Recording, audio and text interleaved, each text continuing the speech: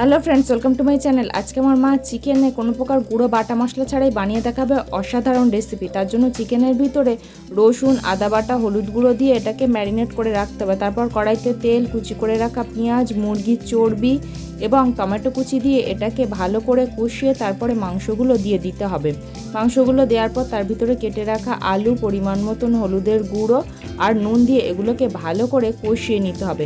মাংসর থেকে যখনই তেল ছেড়ে আসবে তখন এর ভিতরে দিয়ে দিতে হবে কাঁচা লঙ্কা বাটা এবং টমেটোর সসের কারণে খুব সুন্দর একটা কালার আসবে। তারপর এটা ভালো করে মিশিয়ে নিয়ে তেল ছেড়ে এলেই পেঁয়াজ রসুনের যে পেস্ট করার পরে যে জলটা ছিল ধোয়া, সেটা এর ভিতর দিয়ে দেওয়া হলো। তারপর মাংসে দিয়ে দিতে হবে দুধ।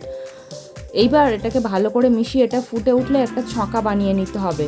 তার জন্য একটা পাত্রে অল্প একটু ঘি, একটা শুকনো লঙ্কা এবং গোটা জিরে দিয়ে ছঁকাটা বানিয়ে এবার এর ভিতরে দিয়ে এটাকে নামিয়ে গরম গরম সার্ভ